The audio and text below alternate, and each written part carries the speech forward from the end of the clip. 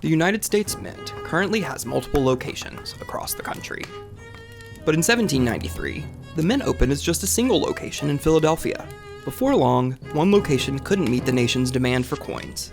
The discovery of gold in several areas around the country also meant that new mint locations were needed to convert the gold to coins. In the early 1800s, America experienced its first two gold rushes, in North Carolina and Georgia. Mining took off in central North Carolina after 1799. Less than 20 years later, even more gold was discovered in northern Georgia. Thousands of people moved to these areas, forming new towns and industry. Mining continued until miners left the area in the 1850s for the country's next big gold rush. The areas around the gold mines had a big issue. A lot of raw gold, but not a lot of coins. Instead of coins with set values, miners used gold to pay for goods. Merchants decided how much a piece of gold was worth, so that piece could be worth different amounts from store to store. Private mints also made tokens that were used as coins, but were not backed by the government, so stores didn't have to accept them. In order to exchange gold for coins, miners had to send their gold north to be refined to a set standard by the Philadelphia Mint, a time-consuming and risky journey.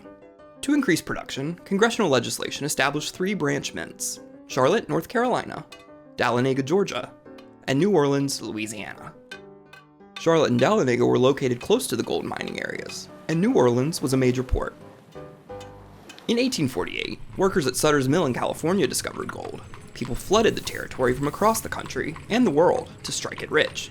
The non-native population of California went from less than 1,000 people to around 100,000 people in just a year.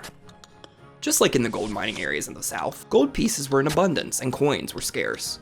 The West Coast didn't have a mint branch, so the miners who wanted their gold made into coins had to ship it to the Philadelphia Mint. Finally, in 1854, a mint branch opened in San Francisco. The San Francisco Mint produced over $4 million in gold coins in its first year. The country's next gold rush followed quickly in 1858, with gold discovered in Colorado, around the new city of Denver. The mint bought the building of a private mint to open as an assay office in 1863. Assay offices like Denver opened in gold mining areas during the late 19th century, not to make coins, but to process and refine the gold, so that it didn't have to be shipped to a mint. The discovery of gold continued across the country, but so too did the discovery of silver.